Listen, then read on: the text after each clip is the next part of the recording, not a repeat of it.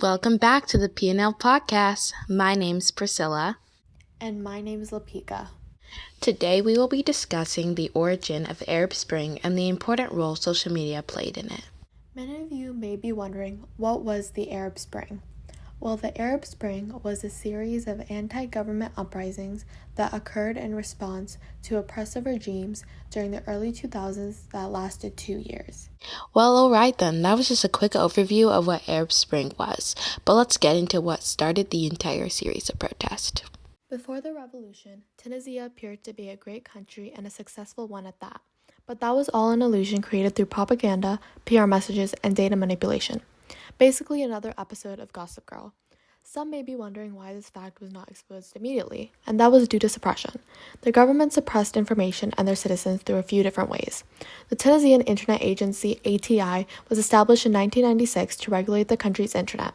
A 1998 telecommunications law authorized the agency to intercept email messages under the pretext of preventing access to material contrary to public order and morality. Basically, they had a very unhealthy obsession with their citizens. The government made up false information and treated their citizens terribly, but this information could not be exposed due to suppression of the internet and social media. Guess North Korea had some competition. That's probably why they became worse, to compete with Tunisia. That's what the next episode should be about. Oh my god, I'm so intelligent. We'll have to think about that one. Anyways, the event that changed government's control and oppression of people happened in the town of Sidi Bouzid, southwest of Tunisia, on December 17, 2010. On that day, a produce vendor named Mohamed Bouzizi stood in front of a government building and set himself on fire. This thus killing him and signifying the start of the rebellion. Bouzizi was first stopped by police officers to be questioned about his unlicensed vendor card. Instead of paying a fine, which is the usual protocol for this crime, he was slapped by a police officer and publicly humiliated. The police officers also confiscated his food supply, which is not their common regulations. You know, if the police officers had to steal food, they probably need a higher salary. Anyways, when he tried to take action against the unfair treatment and report the assault to local officers, he was unfortunately ignored. His source of money being taken left him in a dismissal state. He burned himself in front of a government building to force the government to take responsibility for the dire situation they had put him in. There's a saying that goes, build a man a fire, he'll be warm for a day. Set a man on fire and he'll be warm for the rest of his life. Either way, the outrage of his death initiated protests throughout the country, and he turned into a symbolic representative of many young Tunisians who lack socio-economic advancements. The protests ignited by his death started from his family and spread like wildfire throughout the country, with everyone demanding justice. Now that the boring part's over, let's discuss the fun part of the revolution, social media. The first wave of protests in Sidi Bouzid were recorded by protesters with their cell phones and were posted to their Facebook accounts. Video spread and reached a mass audience due to digital activists. Digital activists joined forces to look through Facebook for posts about protests and then translated them and spread them even further. Global Voices, Navat, which sounds like Now What, which was very fitting to the situation in Tunisia then, and other online networks covered the protests that were happening and spread awareness about the situation through their social media, like Facebook, Twitter, and YouTube. After international broadcasters were able to re-import the information into the country, thus leapfrogging the blackout that was established by the government. During the first 10 days of protest, Twitter began to have a key role in uprisings. A study about the flow of information about the Tunisian uprisings showed cyber activists were like information brokers, spreading the information to mainstream media, and journalists heavily retweeted the information to help faster spread the information. People also used the event planning feature on Facebook to create protest events where people can sign up, which proved helpful when planning protests. With all this happening, there was no way the president would stay silent. After around 2 weeks of intense protests, yes, after 2 weeks, he finally had something to say. What was he even doing? Probably waiting for his speechwriter to finish writing an intimidating speech to scare the public. Here's a hint, it didn't work. Anyways, Tunisia's president finally appeared on national television in an attempt to calm the storm. This ultimately backfired on him. President Ben Ali promised jobs for employed and struggling civilians in the country if all the protests stopped. If they weren't, he vowed to allow officers to begin using force on unlawful citizens. The citizens saw this as a political move to suppress them, but they were fed up with their lives and wanted a change, so they kept fighting. Because of this, the president ordered police officers to become more violent with the protesters and start using extreme and harmful measures to disperse protesters and scare them off. The outrage of what was happening and the support of many countries were heavily shown through social media. Many of the civilians used social media as a cry for help to bring attention to the unfair treatment by their corrupt government. They also used it as a way to expose the sick things their president was doing and also covering up. The whole situation sounds like a rendition of House of Cards. President Ben Ali soon realized that he was not going to be able to control the situation. He decided that fleeing would be the best option for him.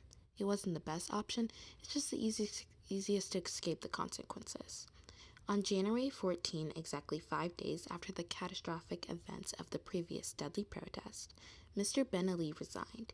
He ran faster than kids on Christmas morning. Ben Ali resigned from the presidency and delegated Prime Minister Mohammed Ganesh to act as head of state during his temporary absence, but we know his absence was longer than temporary. Tunisia's new Prime Minister, Mohammed Ganesh, announced the reformation of the current government, promising more unity and to listen to the people he was currently serving, an attempt to put an end to what Ben Ali couldn't. His attempts also failed. Protesters refused to accept his proposal. On February 27, Prime Minister Mohammed Ganesh also resigned as acting president. On March 9th, the Tunisia court ruled President Ben Ali guilty on counts of fraud and embezzlement of citizen funds. Ben Ali was also being investigated on suspicion of murder, trafficking of agriculture artifacts, money laundering, and abuse of power. All in all, he was sentenced to 35 years in prison. He never served this sentence as he died in 2019 in Saudi Arabia because they refused to extradite him. Now, after Ben Ali escaped to Saudi Arabia and was convicted of many frauds, the country slowly transitioned into a stable democracy and they lived happily ever after. The end. Just kidding, even though Tunisia had a change of government and became a democracy, there's still a major issue. Though the country successfully removed Ben Ali from his oppressive leadership, the people didn't necessarily get what they wanted. What the people wanted was work freedom and national dignity, which is a translation of Shugul Horaya Karama Wataniya, which was a popular chant in protests. The original goals of the revolution were not fulfilled, and most believe that the only change was the government and more freedom of speech, but not solutions to their problems. The economy isn't in a great position either. According to an Afrobarometer survey, 72% of Tunisians believe the current economic situation is fairly bad or very bad. If Mr. Krabs were there, he would never let the economy plummet like that. We all know he's the king of economy and money. Also, nearly 80% think Tunisia is heading in the wrong direction. Only about 2% of Tunisia's survey respondents believe the unemployment situation has improved since the uprising, and nearly 40% believe the revolution did not bring any improvement at all. Overall, the majority of people in Tunisia haven't experienced the change that they wanted when they protested, but it is important to bring awareness to the issue that the protesters' true wishes have not been fulfilled, and that they should be to bring change into the country. They should just get a genie to grant their wishes of national dignity, work, and freedom. See? Problem solved. Well, I'm even friends with you. Now, despite all the problems, there are positive effects of the revolution, with social media being used to further bring good change to the country. First, social media is still used greatly for campaigns to fix important issues and spread awareness. For example, in the 2014 elections, party gained support through Facebook and Twitter. Even though there were rallies, social media was far more used for campaigning, which is probably not the best idea unless you have multiple high-level firewalls to protect yourselves from hackers like the infamous Penelope Garcia from Criminal Minds.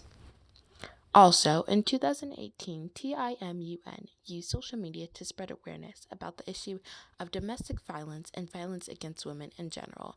Using social media, they promoted the Wear Orange initiative and created messages and videos to spread awareness to many people. All in all, the Tunisian Revolution inspired and gave hope to many people in countries across North Africa and Middle East Asia that they could better their lives. This revolution showed the importance of social media and how it can help change millions of people's lives. It showed the power of social media and gave others the courage to use it to bring change to their countries, which started the Arab Spring. Now, this was the first episode of a multi-part series about the Arab Spring. There's a lot of ground to cover, so let us know in the comments what topics you want us to focus on in the upcoming episodes. And also remember, knowledge is power.